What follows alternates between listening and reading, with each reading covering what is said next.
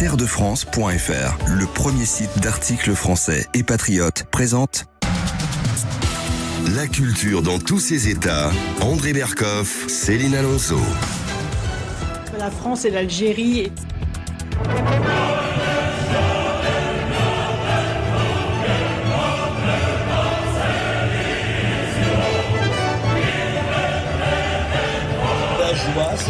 Eh oui, l'hymne européen André Berkoff sur Sud Radio, cette ode à la joie de Beethoven, adoptée par le Conseil de l'Europe en 1970 exactement. Eh bien, cette Europe, André, ce mastodonte qui écrase la France de son poids mortel, eh bien, nous allons en parler sur Sud Radio avec l'avocat et docteur en droit Guilain Benassa qui publie, André, un essai remarquable.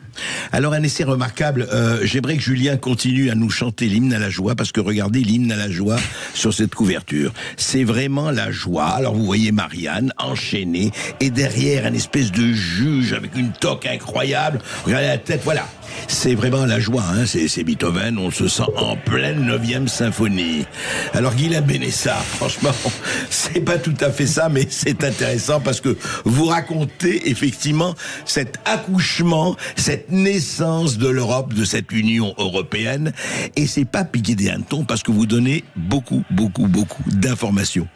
Et oui, on va en parler dans un instant sur Sud Radio, qui gouverne vraiment la France, les politiques ou des juges que personne ne connaît. Réponse dans une poignée de secondes avec Guilain Benassa.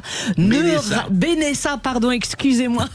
Nous sommes en direct sur Sud Radio jusqu'à 14h avec André Berkoff et on vous attend au standard de Sud Radio 0826 300 300. Venez vous raconter sur notre antenne, à tout de suite. Sud Radio. Parlons vrai. Parlons vrai. Sud Radio. Parlons vrai. Sud Radio. Parlons vrai. Auchan. Et aujourd'hui alors, c'est quoi le bon choix moins cher ? Eh bien, chez Auchan, on fait le choix de vous proposer jusqu'au 8 février 60% de remise immédiate sur le deuxième produit au choix de la gamme Dolce Gusto. 60% de remise sur le deuxième produit Dolce Gusto ? Ah bah là, je peux vous dire que je vais passer pour le café. Auchan, le choix, le bon.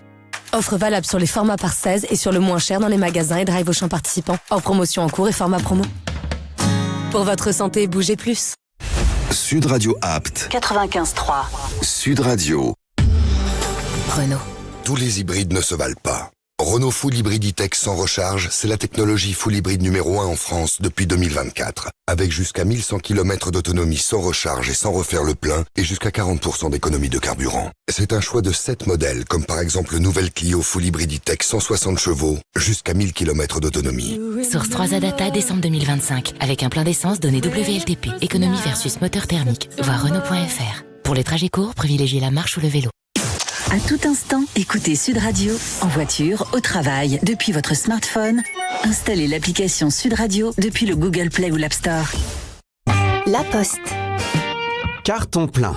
Expression qui décrit une action réussie ou un colis complètement rempli. Donc, si on veut expédier d'autres objets, il en faut un deuxième de colis. Alors, jusqu'au 31 janvier, pour un colissimo acheté, le deuxième identique est à moins 30%. Rendez-vous à la Poste ou sur laposte.fr. Conditions en bureau de poste sur laposte.fr. Renault. On dit que les histoires d'amour durent 3 ans. Avec Renault Car Service, entre ma voiture et moi, ça va durer bien plus longtemps. Grâce à leur forfait entretien véhicule de plus de 3 ans à 99 €. 38 points de contrôle, vidange et remplacement du filtre à huile inclus. Est-ce que ça compte ? En tout cas, ça me donne de bonnes raisons de rester fidèle à Renault Car Service. Pour prolonger la durée de vie de ma voiture, qui mieux que Renault peut entretenir ma Renault ? Conditions dans réseau Renault participant. On se ferait pas des petits maquis ? Bah si, et vous pouvez même vous les faire livrer avec Uber Eats. Ok, ouais là, on est sur des maquis plutôt. Et d'ailleurs, en ce moment, il y a 50% de réduction sur votre première commande avec le code MIAM50. Ah ouais, là, c'est plus des maquis, c'est des maquis. Uber Eats, c'est bon de les commander. Code promotionnel valable jusqu'au 8 février 2026 pour toute première commande sur l'application Uber Eats auprès d'un établissement éligible et limité aux 50 000 premiers utilisateurs du code. Réduction maximum de 15 € sur le montant du panier, hors frais de livraison et frais de service. Conditions complètes sur t.uber.com/offre 2026. Pour votre santé, limitez les aliments gras, salés, sucrés. Lidl, ça vaut le coup. Plus de 120 produits Italiamo pour savourer la Dolce Vita. Mamma mia, ça vaut le coup. Bonne nouvelle, retrouvez plus de 120 produits Italiamo, comme le Parmigiano Reggiano AOP à 1,99€ avec Lidl Plus, au lieu de 2,84€, moins 30%. Lidl, ça vaut le coup. 100 grammes, 19,90€ le kilo avec Lidl Plus, 28,40€ le kilo 100. Offre valable jusqu'au 4 février. Pour votre santé, bougez plus. Terredefrance.fr, le premier site d'articles français et patriotes, présente la culture dans tous ses états. André Berkoff, Céline Alonso. Et aujourd'hui, André Berkoff, notre invité, Guylain Benessa, qui publie chez L'Artilleur un livre intitulé Nos vrais maîtres, histoire secrète des hommes qui vendent la France à l'Union européenne. Bonjour à vous, Guylain. Bonjour. Alors, selon vous, le cancer qui gangrène l'Europe ne vient pas du Satan von der Leyen, mais il est l'expression de son code génétique, écrivez-vous, pardon. Donc le mal qui ronge cette Europe, eh bien, remonterait aux années 50. Qui est donc ce coupable ? Ou c'est coupable. C'est coupable, ils sont multiples. En fait, le problème, c'est que, et aujourd'hui on en vit chaque jour les stigmates, c'est que les agriculteurs et la crise notamment qu'on connaît aujourd'hui avec les agriculteurs, mais je pourrais dire l'immigration, je pourrais dire plein de choses. Tous ces sujets mettent en valeur constamment la Commission européenne. Donc Ursula von der Leyen est devenue l'espèce de Satan dont on parle très régulièrement. Alors Satan, pour certains, c'était encore un ange il y a quelque temps, mais vu que tout tourne au vinaigre depuis quelque temps, Ursula se retrouve en première ligne avec ses sbires, faut le dire, parce qu'Emmanuel Macron est également dans l'affaire, on va dire, politique générale. Maintenant, le problème, il est extrêmement simple.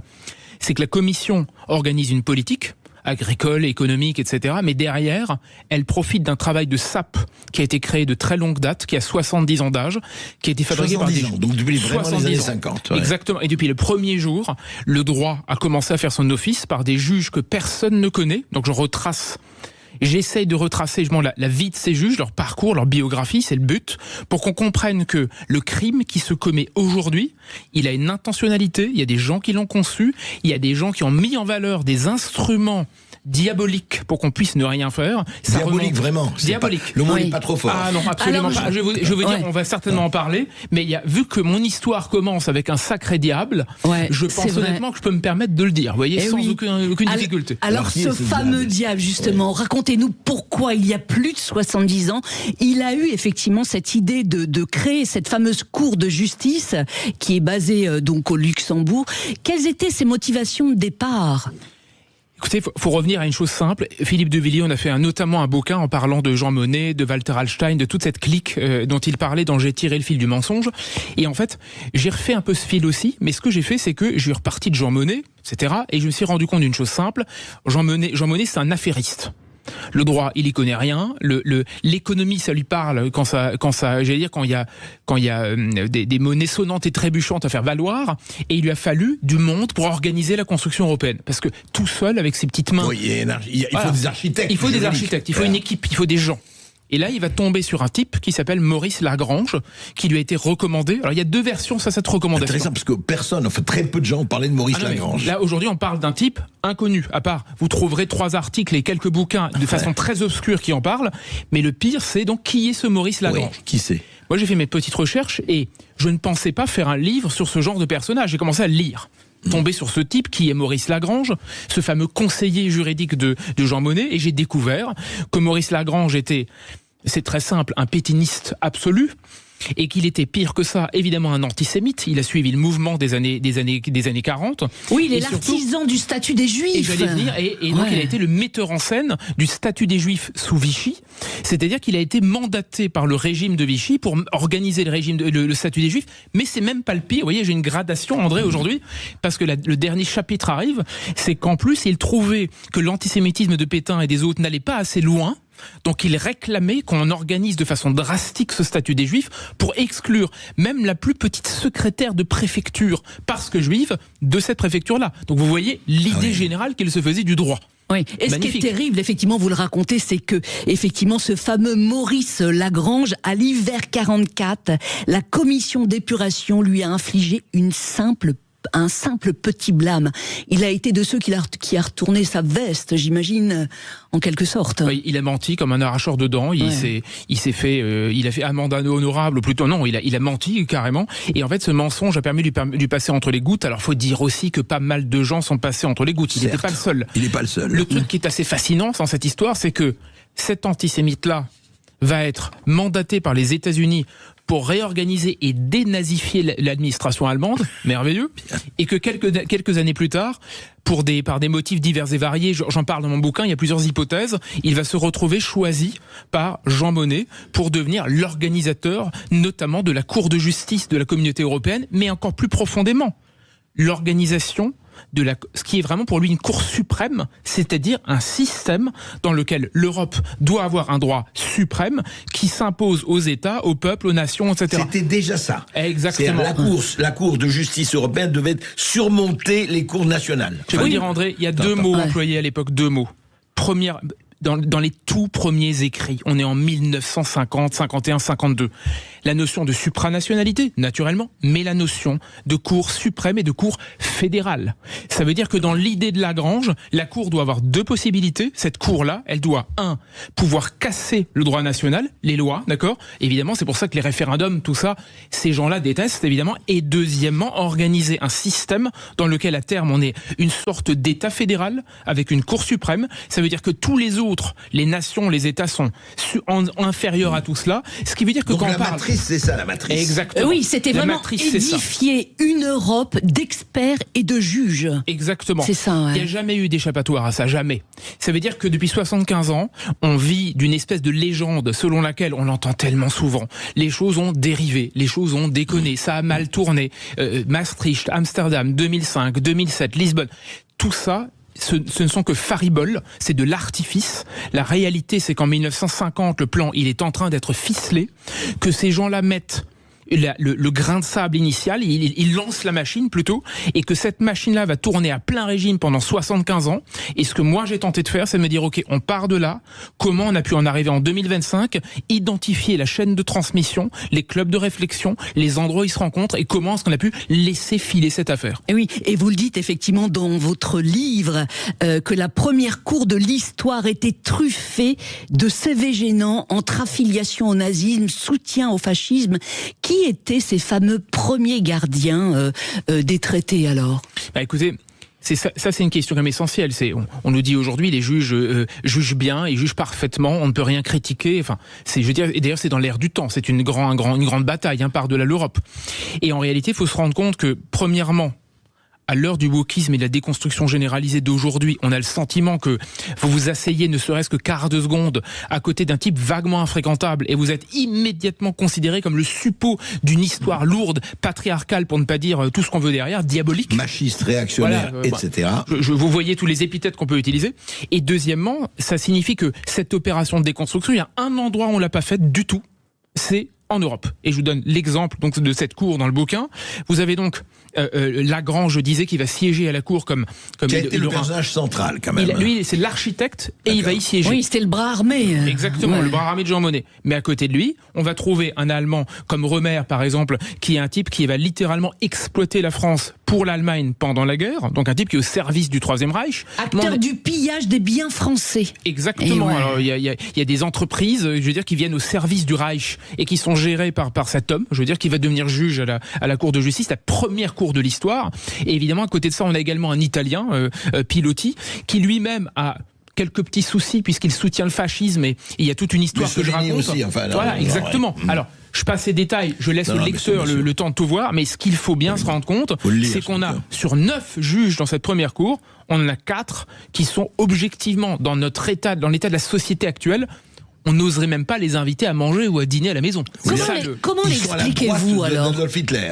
Non mais c'est-à-dire qu'ils ont tous. Je veux dire aujourd'hui encore une fois, vu que le plus petit, la plus petite problème dans le moindre CV devient une affaire d'État. Je veux dire avec des radiations, des exclusions, etc. Là on a le pire qui se côtoie et je dis dans mon livre 4 sur 9, c'est grosso modo la moitié de la cour. Mais qui les a choisis ? Ah mais alors ça c'est le problème, c'est que les États choisissent un candidat. Ils proposent un candidat auprès de l'Europe et en fait ça se passe dans une espèce d'inconnu où personne ne vérifie vraiment et tout ça passe crème. Mais il faut aussi le dire, l'Allemagne à l'époque, ils font ce qu'ils peuvent avec ce qu'il leur reste parce qu'évidemment l'administration était sacrément gangrénée et on ferme un peu les yeux sur les uns et les autres parce qu'on estime que c'est des bons juristes, qu'on en a besoin et donc ils deviennent plus ou moins le bras armé des intentions des peuples. C'est pas Monnet qui les choisit. Non, c'est pas Monnet. Par contre Monnet, il choisit Lagrange pour siéger à la cour. On ne sait pas exactement ce que Monnet savait ou non de Lagrange lui-même, mais il n'empêche, dans cette opération de travestissement, il y a une chose qui est terrifiante. Vous allez aujourd'hui sur le site de la Cour de justice de l'Union européenne, tous ces CV sont biffés. Ça veut dire qu'entre 39 et 45... Ils sont pas là. Oui, ils ont tout occulté, ça. On a tout occulté. Donc vous y allez. On marche sur la tête, c'est terrible. Si cette émission fonctionne aujourd'hui et que on fait un raz-de-marée, peut-être que ça reviendra aux oreilles et qu'ils vont reprendre le site. On va faire un raz-de-marée, vous allez en voir beaucoup. Et je le recommande, ce livre. Aujourd'hui, à 13h19, à l'heure où je vous parle, le site de la Cour de justice ne contient aucune mention de quoi que ce soit sur ces affaires un peu sordides de ces 4 juges pendant ces 6 années. Et oui, mais il faut le préciser aux auditeurs de Sud Radio, c'est qu'en 1951, le fameux travail de dépiotage des archives était à peine lancé aussi. Peut-être Exactement. Cela explique cela. Il y a énormément de choses qui tiennent d'une ignorance, d'une absence de désordre, d'une information très lacunaire. Mais il n'empêche, et c'est toute la thèse de mon livre, c'est que quand bien même ces gens-là auraient pu être débusqués, de toute façon derrière, on a fait le travail pour poursuivre leur œuvre. Alors, ça veut dire qu'on a lancé la machine et ça se poursuit. Poursuivons, avançons. Cette cour-là, ce dont vous parlez, cette cour donc construite en 50, c'est toujours la matrice de ce qu'on vit aujourd'hui. Elle est toujours centrale. Elle est absolument centrale. Et elle s'appelle comment aujourd'hui ? Aujourd'hui, c'est la Cour de justice de l'Union européenne, c'est-à-dire les juges principaux, les juges à la solde de la Commission européenne. Les grands juges européens, c'est cette Cour-là. Qui font la loi aujourd'hui. Exactement. En fait, ils ont tous suivi, en fait, ils ont tous été dans le sillage de Monet. L'erreur qu'on commet tous, c'est ça l'erreur centrale. C'est de ne pas comprendre que, vous savez, c'est comme dans la vie. Quand un mariage commence à battre de l'aile au bout de 10 minutes, 15 minutes, 20 minutes, une demi-heure, je ne crois pas qu'on puisse rectifier les choses n'importe comment en se disant c'est bon, il suffit de faire un bon dîner et on va récupérer tout ça. C'est exactement le même problème. C'est qu'en fait, le premier jour, on a laissé filer, on a confié les clés du camion à des gens qui sont ouvertement fédéralistes, ultra supranationalistes, qui ne supportent pas en réalité que le monde d'avant... Ni frontières, ni nation, ni quoi que ce soit. Je vous donne un exemple. J'en parle dans mon livre. Il y a un moment où un éditorial est écrit par le président de cette cour dans les années 60. Ça date, d'accord ? C'est du Jacques Attali. C'est-à-dire qu'on entend les frontières, un jour s'aboliront, il faudra la libre circulation partout. En 60. Dans les années 60. Ça veut dire que les juges européens ont un point de vue dans les années 60 tout en disant, vous savez, je fais du droit et pas de la politique, vaste faribole. Ils nous disent à l'époque déjà, les rares qui s'expriment, ils font très attention, il faut rester discret, etc., que libre circulation, ouverture des frontières, etc., c'est la matrice du projet européen au nom, je vous le donne en 1000, du mot qui revient constamment dans leur bouche, constamment, c'est la révolution. L'idée, le mot révolution. Révolution. L'idée constamment là, ça veut dire qu'on ne veut pas forcément uniquement améliorer les choses. On veut modifier. On veut les bouleverser. Le rapport aux politiques, la façon de concevoir les institutions, la démocratie elle-même. Et je vais vous dire plus lourdement, il y en a même un qui dit, on en parlera peut-être, qu'il faut révolutionner le mode d'être des gens. Ça veut dire qu'en fait, si le droit l'emporte, petit à petit, on va modifier les consciences, le fait social. C'est une révolution d'ampleur. Mais c'est Klaus Schwab. Au service. Vous n'aurez rien, vous serez heureux. Oui. C'est Klaus Schwab. André, c'est très simple. Klaus Schwab et tout le reste, c'est la poursuite de ce rêve-là. Évidemment, ça prend d'autres noms, d'autres formes, d'autres cénacles. Mais sur le fond, tout ça, c'est une idéologie. Et c'est toute cette idéologie qui, aujourd'hui, ne supporte pas de voir qu'elle est en train de sentir les remous du populisme qui monte, qu'il soit de droite, de gauche et d'ailleurs. Et évidemment, qu'est-ce qu'elle fait ? Elle essaye de trouver un narratif le plus vite possible pour contrer la réalité qui lui revient en pleine gueule. Et oui. Et à la Commission européenne, dès le départ, il y avait aussi des profils scabreux. Qui était notamment ce fameux Walter Hallstein ? Bon, alors ça, je pense que certains de nos auditeurs le connaissent, mais c'est bien de le rappeler tout de même. On en a un peu parlé, mais il faut le rappeler. Voilà, il faut le rappeler. Rappelons-le de temps en temps. Vous savez, la pédagogie, c'est l'art de la répétition, paraît-il. Tout à fait. Walter Hallstein, premier président de la Commission européenne, c'était, disons-le d'emblée, l'ennemi juré du général de Gaulle, d'accord ? Il pouvait pas se saquer, on va dire ça comme ça. Faut dire qu'il n'était pas très... c'était pas un type extrêmement, avec un passé extrêmement, exemplaire. Pourquoi ? Parce que Walter Hallstein, déjà, c'est un professeur de droit, donc c'est un juriste qui sait manier tous ces concepts. Et deuxièmement, c'est un juriste qui est connu surtout pour une chose simple, c'est qu'il a été membre de plusieurs associations nationales socialistes pendant la guerre, en gros un ex-militant nazi, et qu'aujourd'hui encore, quand vous tapez Walter Hallstein, faites vos recherches, il y a une espèce de pseudo-débat d'historiens sur était-il ou non nazi, pas vraiment, etc. Et beaucoup d'historiens sérieux, je pense à Annie Lacroix-Riz par exemple, démontrent très largement qu'il a été volontaire dans un certain nombre d'associations auxquelles il a adhéré. Il n'y a pas que le systématisme de le nazisme qu'il demandait. Il a voulu participer. Et c'est lui, le premier président de la Commission européenne, qui va porter 2 mots fondamentaux à cette période. Alors André, je suis désolé, si vous ne le savez pas, accrochez-vous. 2 mots à l'époque, on est dans les années 60, il parle d'un État fédéral au Parlement européen et d'une constitution européenne. Ça veut dire que l'intérêt de Walter Hallstein... 1960, enfin des années 60. 1965. Il parle de constitution européenne, il parle de fédéralisme, et qu'est-ce que ça va donner ? Le général de Gaulle qui va claquer la porte et faire la chaise vide, parce qu'il ne veut pas entendre parler des élucubrations de ce professeur de droit devenu le premier président de la Commission européenne. Et oui. Hormis de Gaulle, il a été le seul à se dresser contre cette Europe supranationale.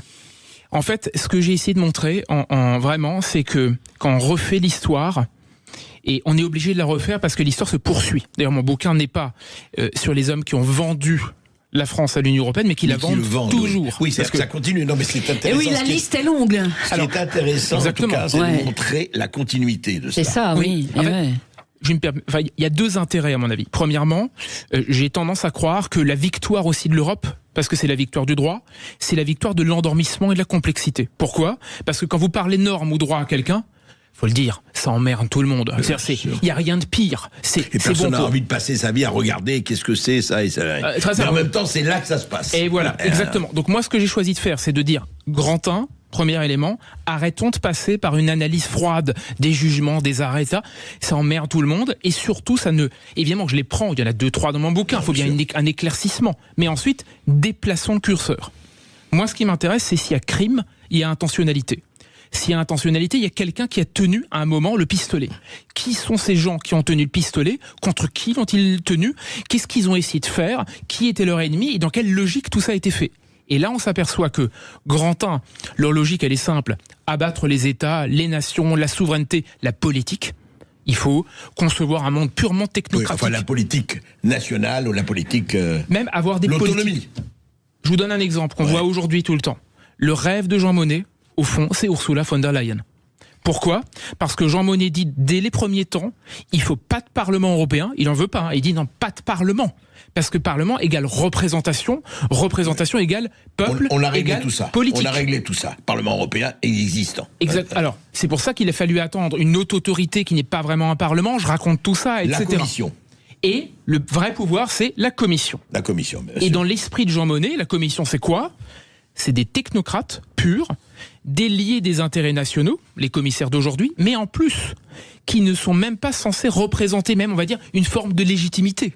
Des purs sachants. Alors on va me dire... Non élus. Non élus, naturellement. Mais attendez, juste un mot, c'est très intéressant. Jamais d'élection, André, voyez-vous. Monnet et compagnie, chez ces théoriciens, oui. La notion d'élection n'existait pas ? Il n'en parlait pas, c'était pas important. Il n'aimait pas ça, c'était gênant, c'est embarrassant. Parce qu'imaginez, quand on élit, il y a du hasard, c'est-à-dire qu'il y a du risque. Vous savez, on avait fait une émission avec vous il y a quelques temps sur un de mes précédents bouquins sur le référendum. Le référendum, c'est l'exact inverse de leur monde à eux, puisque le référendum, c'est l'acceptation du risque. Exemple, 2005. Et du coup, quand le risque se produit comme en 2005, qu'est-ce qu'on fait ? On contre-attaque et on fabrique le traité de Lisbonne pour précisément mettre fin à l'accident industriel de 2005. On s'est assis sur le référendum. Exactement, c'est pour ça que je dis quelque chose de simple. Le ver est dans le fruit depuis le début. Et si en 2007 on fait Lisbonne, c'est parce que Monnet, Reuter, Lagrange et tous ceux que je décris ont construit la bécane permettant d'annuler le référendum et de mettre en place Lisbonne. C'est pour ça que les agriculteurs, je suis évidemment, je veux dire comme tout le monde, ou alors à part 3 fous furieux, on est tous sensibles à leur combat. Mais leur combat, il est contre la Commission pour des raisons politiques. Mais si la Commission a tellement raison, c'est parce qu'elle est assise sur les concepts qui ont été forgés par les juges derrière, dont on ne parle jamais, et qui ont usiné la puissance de feu, qui permet ensuite à la Commission de dire « taisez-vous tous, c'est moi qui fais la loi ». Parce que la loi, elle vient de derrière, elle vient des juges. Parce que cette machine, elle est rodée, elle est huilée, elle est en marche. Elle est en marche. Je crois que le terme est tout à fait approprié. L'histoire secrète des hommes qui ont vendu et qui continuent de vendre la France à l'Union européenne. On continue de vous la raconter dans un instant sur Sud Radio avec notre invité Guilain Benassa, avocat, docteur en droit. Terredefrance.fr, le premier site d'articles français et patriotes, présente la culture dans tous ses états. André Berkoff, Céline Alonso.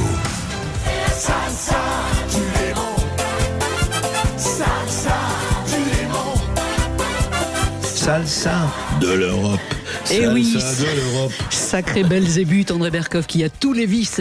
Eh bien aujourd'hui sur Sud Radio, c'est des origines diaboliques de l'Union européenne dont nous parlons avec l'avocat Guilain Benassa.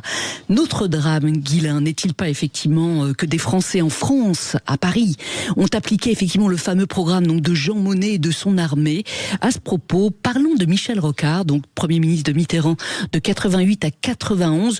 En quoi a-t-il participé au suicide français ? Alors évidemment, là on saute des étapes, tout ça je le raconte dans le bouquin, mais en fait vous avez une succession de gens qui poursuivent le programme et qui le poursuivent très tranquillement, consciencieusement, dans etc. le même ordre, dans la même structure complète. Même structure, tranquille, ouais. On approfondit. Il y a notamment, je pense que l'un des pivots de mon livre, c'est un certain Robert Lecourt, je laisse au lecteur le soin de découvrir, qui a dit des choses absolument ahurissantes, tout en étant le phare de la Cour de justice pendant certaines années. Un type vraiment très important, assez proche de Monnet, des cercles de Monnet dès le départ, etc. Vous savez, je dis juste un petit incise, ils font tous partie des mêmes mouvements. Mais quand vous dites des choses juste sans arrêt, qu'est-ce qu'il a dit de ahurissant? Ahurissant. Je vous donne un exemple. Un exemple, c'est terrifiant. Hein. Lorsqu'il est salué par la Cour pour sa grande action, évidemment supranationale, fédérale, etc., il dit une chose ahurissante. On lui demande son avis. D'habitude, les juges ne prennent quasiment jamais la parole pour dire des choses choquantes. Vous voyez, ils restent feutrés. Bien sûr. Et il lâche cette phrase. Quand je suis tombé dessus, franchement, les bras m'en sont tombés, André, les bras m'en sont tombés. Il dit qu'il a bien conscience qu'il s'agit d'une révolution, le terme il le lâche, d'une révolution, mais simplement une révolution invisible parce qu'on ne la voit pas, que personne ne la voit.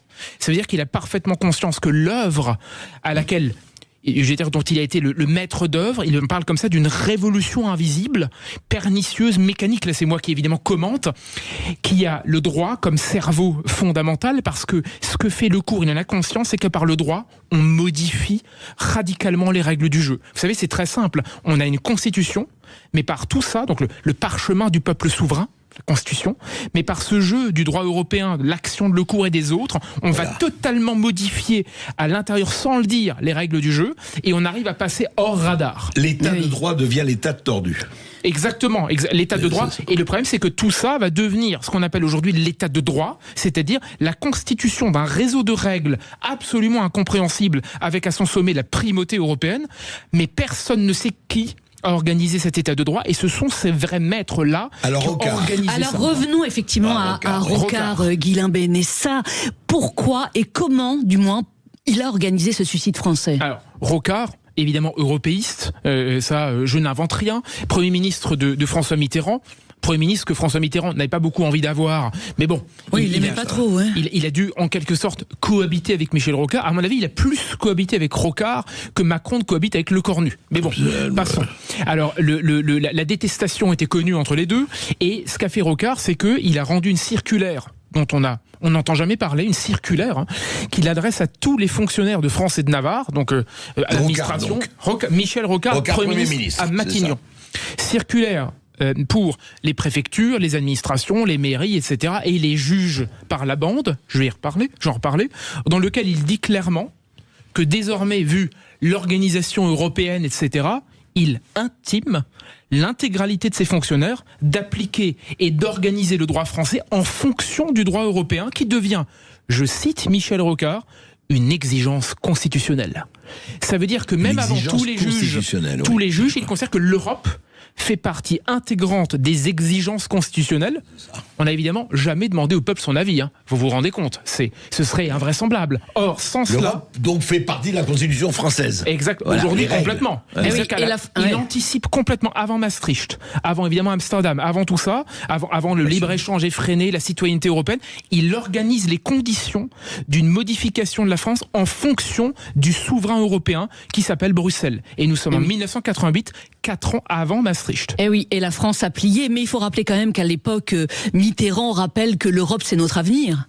Exactement. Ouais. Alors le problème, c'est le bain européen, c'est une longue histoire, hein, mais le bain fait son œuvre, et petit à petit, là, c'est une sorte de poussée progressive, et cette poussée faisant tellement son œuvre, on rature tout en fonction de cette poussée. Et on noie le bébé France avec l'eau du bain. Exactement. On enseigne aux élèves, en gros, que sans l'Europe, pas d'avenir. Vous savez, vous connaissez ça mieux que moi, André. Hein. Je veux dire, c'est les années 80, Mitterrand, etc., etc. Et en parallèle de cela, on va petit à petit faire comme si la France ne pouvait pas s'en sortir seule. Ça veut dire, c'est ça le drame de notre temps, c'est croire petit à petit qu'on ne pourrait rien faire seul.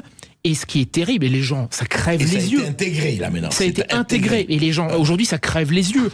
La France est soi-disant plus forte ensemble. On voit le résultat, au bout de 40, 50, 60 ans de plus fort ensemble, du résultat, je veux dire, final ou presque final en 2026. Et oui, le résultat, et parlons justement à présent, Guilain Benessa, de la folie furieuse de la réglementation européenne. En quoi certaines lois sont vraiment absurdes et paralysent effectivement notre système? Alors, il y a tellement d'exemples, mais là, je pioche aussi dans quelques exemples. J'en ai dans le bouquin, j'en ai dans un autre livre que j'avais également écrit sur le sujet. Vous savez, je donne un exemple très simple. Aujourd'hui, on dit toujours, on est un peu étonné de la force de frappe de ces juges européens. Or, il y a une affaire absolument incroyable qui a occupé le rapport entre France et Europe sur une dizaine, quinzaine d'années. J'ai plus les dates exactes, mais franchement, peu importe. La France a essayé de donner un petit coup de pouce à ces marins-pêcheurs lors de l'organisation de la politique de pêche commune européenne. Et en gros, c'est quelles années ça? On est dans les années 90. 90, oui. On ferme un peu les yeux, on dit bon, écoutez, quand même, il faudrait ne pas trop respecter l'Europe pour une simple et bonne raison, c'est que selon la nomenclature européenne, il y avait une question de taille de filet pour choper les poissons. Donc à quelques millimètres, les filets français n'étaient pas assez petits et assez adaptés aux filets prévus par la nomenclature européenne. Alors, j'ai oublié la nomenclature, hein, mais vous allez voir, il y a des items, c'est la folie européenne comme d'hab, de cette réglementation dans laquelle on vit, et donc la France ne respecte pas. Et ce qui se passe, c'est que la France, évidemment, est sanctionnée, donc on vient vérifier, les agences déplacent. La taille des filets, etc. La taille des filets, vous voyez la folie furieuse, les agences déplacent, on vérifie, les filets ça va pas, on est sanctionné, on est réprimandé, etc. Ça donne lieu à un contentieux sur des années et des années entre Paris et Bruxelles, parce que Paris essaye un peu de noyer le poisson sans faire de mauvais jeu de mots pour sauver ses marins-pêcheurs, et au bout de décennies, de plus de 10 ans, je crois, de procédure, la France est condamnée à payer en tout environ 100 millions d'euros avec les astreintes qui courent, etc., parce qu'elle a refusé d'appliquer une réglementation européenne sur la taille des filets pour pêcher les poissons. Ça veut dire qu'aujourd'hui, lorsqu'on me dit très souvent, parce qu'on me le dit, je l'entends, et c'est des critiques qu'on m'adresse, on me dit oui, mais tu sais, la farine d'insectes, par exemple, on va pas vraiment y venir. On mangera pas de la farine d'insectes à cause de la commission. C'est pas vrai, c'est de la fake news. Ou alors, ça commencera un peu, mais on va s'arrêter. C'est bien pour vous. Enfin, vous voyez très bien le système. Je dis oui, très bien. Tellement de choses dans tellement de domaines. Exactement. Je dis oui, très bien.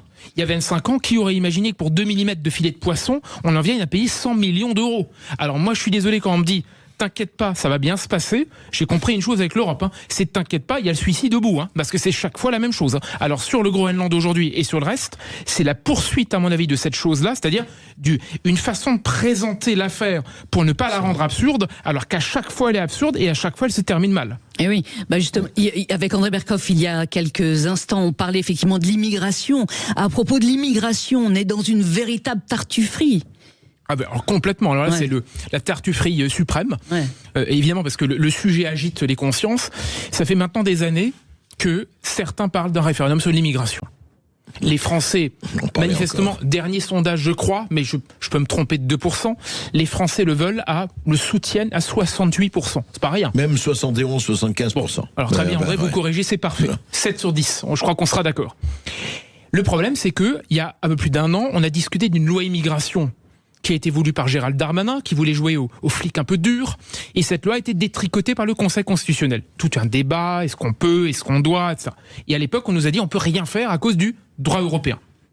Ensuite, on veut faire un référendum sur l'immigration. Et là, de la même façon, on nous disait il y a un an, on peut rien faire, parce que de toute façon, les conditions générales de l'immigration sont posées par la libre circulation, la question des frontières, et tout ça, c'est l'Europe. Et maintenant, parce qu'on a des présidentielles dans un an, nous entendons le même Gérald Darmanin qui nous dit qu'il faudra être drastique sur l'immigration. Il faudra inventer quelque chose. Il y aura peut-être même un référendum sur l'immigration. Or, il sait très bien, Gérald Darmanin, que son référendum, il peut le faire à une condition, c'est qu'il renverse la table. C'est qu'il dise à l'Europe, j'en ai rien à cirer. Ça veut dire qu'il soit contre l'état de droit. Ça veut dire qu'il envoie paître tout ce qu'il a chéri. Toutes ces normes européennes qu'il a été créé et qu'on a mis dans la Constitution. Enfin, qu'on a mis. Ouais, mais qui aura le courage de le faire? Il faudrait qu'il soit contre, d'une part, les règles. Mais ça voudra dire aussi qu'il faut qu'il détruise d'un coup les valeurs européennes sur lesquelles on constitue tout notre discours aujourd'hui. Ouais. Tout le discours ambiant, c'est les valeurs européennes. Qu'est-ce que dit l'Europe sur les valeurs? C'est très simple, l'Europe dit tout ce qui est contenu dans les règles implicites et explicites de l'Europe constitue l'état de droit. Ça veut dire que c'est les traités, les directives, les règlements, mais aussi les préconisations, les grandes orientations et tout le reste. Ça veut dire que le type qui dira je veux un référendum sur l'immigration, et si les Français veulent, et qu'ils disent oui à ça, j'applique, il aura d'une part le Conseil constitutionnel sur le rable, puisqu'on a déjà compris que les juges constitutionnels avaient tendance à penser, notamment Laurent Fabius à l'époque, qu'on ne pouvait pas faire un référendum sur l'immigration, et en plus derrière la patrouille, ce sera l'Europe qui dira mais n'oublie pas que dans la majorité des hypothèses, c'est moi qui contrôle. Ça veut dire que celui qui veut faire ça de façon drastique, soit c'est tout, soit c'est rien. En fait, il faut qu'il fasse un coup d'État. Non, un coup d'État, je veux dire un coup d'Europe. Écoutez, André Berkoff, je vais vous rappeler une petite histoire. Il n'y a pas tellement longtemps, dans notre beau pays notre beau pays, avec notre belle langue, nos coutumes, nos traditions, etc., nous avions un homme qui s'appelait le général de Gaulle, et qui a dit, et je vais vous raconter encore cette petite histoire, parce que ça j'y tiens, j'ai fait un petit focus là-dessus dans mon bouquin. À 20h, il apprend, il y a tout un contexte sur la politique agricole commune, mais à 20h, il a une réunion à l'Élysée avec 3 de ses ministres qui lui disent « Mon général, Walter Hallstein est en train de parler d'une constitution, du fédéralisme, etc. » Évidemment, le général de Gaulle, ça fait des années qu'il lutte contre ça, 3 ans exactement, contre toute l'intelligentsia, il ne supporte pas ça. Qu'est-ce qui se passe ? À 4h30, c'est-à-dire 8 heures plus tard, il ordonne à tous les fonctionnaires qui sont à Bruxelles et ailleurs « Vous rentrez FISA à Paris ». Je veux plus personne à Bruxelles, la chaise vide démarre. Ça veut dire qu'il n'attend pas 10 ans pour dialoguer. Il passe pas 20 ans à se poser des questions. Il se dit pas, oui, mais j'ai pas vraiment le droit parce que vous savez, c'est plus compliqué que ça, etc. Il dit, c'est terminé, vous rentrez là. Et ce qui est fascinant, je vous assure, c'est les noms d'oiseaux qu'il se prend. Non seulement, évidemment, des officiels, on s'en doute. Mais des médias, de tout le monde. Hein. Des vrais maîtres. C'est-à-dire que les petits juges derrière dont je parle, entre eux, leur sidération, c'est de voir que quelqu'un leur rappelle que leur petit légalisme ne vaut pas tout et que quand on fait de la politique, on peut s'asseoir sur ce petit légalisme parce que De Gaulle a 2 choses pour lui. Il a évidemment de l'antériorité, mais il a la légitimité pour lui. Résultat des courses, et c'est une longue histoire que nous revivons en 2026 dans ces conditions, c'est ces gens qui disent « Je me fiche de savoir que tu es légitime, j'ai le droit pour moi », alors même que ce droit, ils l'ont auto-fabriqué pour justifier leur pouvoir contre les autres. Et moi, si on est homme d'État, je me fiche que tu aies le droit pour toi, je suis légitime. Et c'est bien le renversement qu'il faut maintenant. De Gaulle, je vous cite un extrait de votre livre à propos de Monnet, voilà ce qu'il avait dit. L'Europe intégrée, ça ne pouvait pas convenir à la France, ni aux Français, sauf à quelques malades, comme Jean Monnet, avant tout soucieux de servir les États-Unis. Requiem. Et oui. On continue de parler de l'Europe. Faut-il plus d'Europe? Faut-il moins d'Europe? On en débat dans un instant sur Sud Radio avec notre invité et André Berkoff. Et nos auditeurs, et avec 0826 300 300. Prenez la parole. On est en direct sur Sud Radio jusqu'à 14h. À tout de suite. Terredefrance.fr, le premier site d'articles français et patriotes, présente la culture dans tous ses états. André Berkoff, Céline Alonso. De retour sur Sud Radio avec notre invité Guilain Benassa, avocat, docteur en droit, pour parler de l'avenir de l'Europe. Avant de vous donner la parole, Guilain, j'aimerais la donner à André Berkoff. André, revenons sur ce fameux référendum de 2005. Non, parce que on a vécu quand même un exemple chauffé à blanc. Vous savez, quand on parle d'un comprimé chauffé à blanc, c'était Cocteau qui disait il faut que les miroirs réfléchissent. On a eu un très grand miroir avec 2005. Et je rappelle, référendum 2005, je rappelle, tout le monde le sait, mais 55% des Français ont voté contre la Constitution européenne telle qu'elle était présentée. Et 2 ans après, Lisbonne, le traité de Lisbonne, qui a pu être fait et qui a absolument on s'est assis dessus, et référendum à rien du tout. Et justement, en fonction de votre livre et en fonction de raisonnement, comment on peut analyser? Qu'est-ce qui s'est passé? Le docteur Benessa autopsié. Il y a deux facteurs et qui sont parfaitement qui doivent être raccrochés les uns aux autres. Premièrement, je vous ai dit tout à l'heure, et c'est fondamental, qu'en fait, tous voulaient d'une constitution européenne dès les années 60. Que Walter Hallstein le veuille absolument dès les années 60, qu'il en parle comme d'un élément fondamental pour la constitution du fédéralisme, ça voulait dire que 40 ans avant, le verre était dans le fruit, qu'à un moment ou un autre, on poserait la question de la constitution européenne. C'était nécessaire. Contrairement à ce que beaucoup de gens disent, c'est pas un artifice ou une petite babiole de fin de traité. Et deuxièmement, ce qui va se produire, c'est que l'échec de 2005 aux yeux des élites, c'est-à-dire le non français, constitue le peuple français votant contre. Exactement. Les 55% de Gaulois réfractaires qui vont aux urnes pour dire non à la Constitution européenne veut dire pour eux que c'était la dernière fenêtre qu'on tolérait aux gueux pour donner encore leur avis. C'est-à-dire que, au fond, déjà, je rappelle une petite histoire pour qu'on comprenne ce que c'est que ce référendum.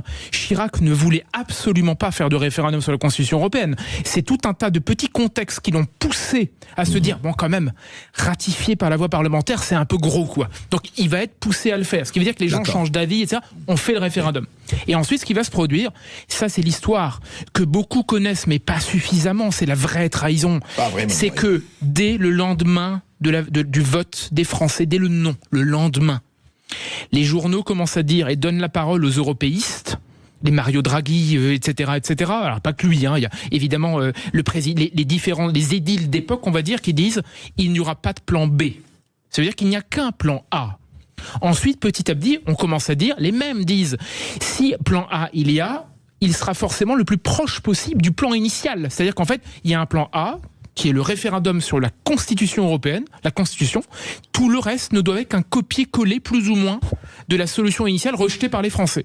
Ce qui fait que quand Nicolas Sarkozy il négocie le traité de Lisbonne, petit à petit, ce qui va se produire, ce qui était destiné à se produire se produit, c'est-à-dire que petit à petit, les élites européennes, Parlement, Conseil européen et tous les autres, commissions, etc., c'est fascinant. J'avais fait un bouquin là-dessus d'ailleurs à l'époque.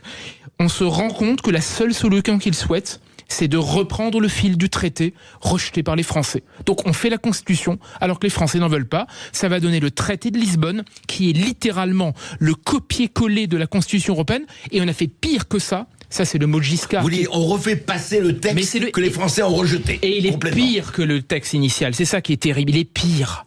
Pourquoi ? Parce qu'il est mal écrit. La Constitution européenne, elle était à peu près formalisée. Le traité de Lisbonne, c'est la reprise des dispositions dans le désordre. Ça veut dire que quand vous le lisez, vous ne comprenez rien. C'est un jeu de renvoi labyrinthique. Je dis souvent, c'est un club sandwich fou. C'est-à-dire qu'on a l'impression d'aller au magasin, de manger absolument n'importe quoi et de se demander quelle couche superpose l'autre. Je vous donne un exemple, le fameux principe de primauté, qui fait qu'aujourd'hui, notre souveraineté est totalement sous la mainmise de l'Europe. C'est un concept ravageur. C'est tout ce que je raconte dans mon bouquin. Où figure cette primauté dans le traité de Lisbonne, dans une annexe incompréhensible qui est ajoutée au texte, mais même pas dans le corps du texte. Ah oui, comme une note de bas de page. Exactement. Enfin, ou presque, alors certains disent, oui, ça veut dire que ça n'a pas de valeur. Si, parce que depuis la Cour de justice, c'est-à-dire les fameux juges dont je parle dans le bouquin. Les mêmes juges qui sont là depuis 50 ans, enfin, leurs successeurs et générations. Ouais. Ils ont été saisis et ils ont dit, non, n'oubliez pas, la primauté, elle est comprise dans le package. Ce qui veut dire qu'aujourd'hui, l'état de droit, c'est le respect de tout, dont la primauté européenne, qui figure dans une annexe que personne ne lira forcément en ouvrant ce texte, dans ce traité de Lisbonne totalement dingue. Oui, mais aujourd'hui, alors, quelle est la solution ? Quelle réforme pour que la France retrouve sa souveraineté, selon vous ? Ou au moins une partie. Moi, je vous donne... Et surtout qu'elle ne soit plus asservie par Bruxelles. Je ne dévie pas de cela et je sais que parfois on me pose la question en disant ta solution on la comprend pas. Moi j'ai une solution simple qui est simple. En tout cas, elle me semble couler de source dans la première étape. Il faut commencer un morceau. Ouais. Les frexiteurs et les non-frexiteurs, les non-sortants et les sortants s'engueulent constamment en disant oui, mais alors, faut appuyer sur le bouton, sort de l'Europe, faut sortir de l'euro. Et alors là, le calvaire commence. Et moi, je dis la chose suivante. Faut lire ce bouquin et se rendre compte de quelque chose de simple. Je décris l'état profond qui aujourd'hui tient les cordons d'une sortie ou d'une non-sortie. Ça veut dire quoi ? Ça veut dire que si demain on fait le Frexit, on appuie sur l'article 50 et on dit on quitte l'article 50 du traité qui nous permet de sortir de l'Europe. Si vous faites ça comme ça, mais qu'on commence pas par liquider l'état profond et à mettre aux ordres des gens qui appliqueront la décision, il n'y aura jamais de Frexit. Je vous donne un exemple, le Brexit. Le Brexit est une opération, c'est une épreuve de force où les élites avaient prévu de vouloir annuler le Brexit, qui en emmerdait tellement qu'on essaye déjà de le remettre, de l'annuler, de revenir dessus. On voit les résultats en Angleterre d'ailleurs. Exactement. Or, si on prend le bouquin et qu'on comprend, les petits juges, les administrations, la technocratie, et d'ailleurs, juste un mot André, ce qu'on voit aujourd'hui sur toutes les institutions françaises, le service public, l'Arcom, les médias qui s'engueulent, etc., on voit partout que les privilèges et les petits clubs tiennent le haut du pavé. Si vous faites pas le boulot à ce niveau-là, si demain le président de la République dit « moi je décide quelque chose qui est contraire à l'Europe », il va se faire annuler dans l'ombre par ceux-là même qui ont pris le pouvoir et ont l'habitude de fonctionner en vase clos. Donc ça s'appelle il faut l'État un président qui soit contre l'État profond. Il faut un président qui fasse le travail, c'est-à-dire qu'ils disent... Parce que comment on élimine l'État profond, en tout cas comment on le jugule? Très simple, vous savez quoi? Relisez la Bible. Il est écrit dans la Bible qu'on ne peut pas servir à la fois Dieu et l'argent. Et Mammon. Et Mammon, exactement. De la même façon, on ne peut pas servir à la fois la France et l'Europe. On est soit pour la France, soit pour la construction européenne. Il n'y a pas moyen de faire les deux à la fois. Vous avez une armée de gens qui pensent comme ça et qui prennent les cordons de l'État français aujourd'hui. Vous avez quelque chose qui marche. Là, le bras de fer est possible. Là, tout est possible sans avoir besoin de mener une révolution sociale sur oui ou non à une espèce de grand destin. Guilain Benessa, soyons clairs, qui votera verra. L'avenir est politique. Ça ne peut passer que par un changement de gouvernement et presque de régime. Tout ne peut passer que par la victoire du politique sur le droit.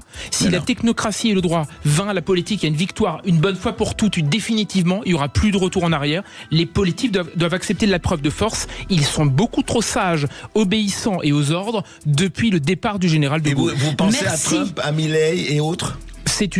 Aujourd'hui, il y a tellement de lignes comme ça à voir de près. Je suis désolée, nous sommes obligés de rendre l'antenne, Guilain Benessa. J'en suis désolée. Merci d'être venu sur Sud Radio. Je rappelle que votre livre, Nos vrais maîtres, Histoire secrète des hommes qui vendent la France à l'Union européenne, est paru chez L'Artilleur. Je le dis, ouvrez-le, il vous ouvrira. Tout de suite, vous retrouvez Brigitte Lahaie sur Sud Radio. La culture dans tous ses états. André Berkoff, Céline Allo.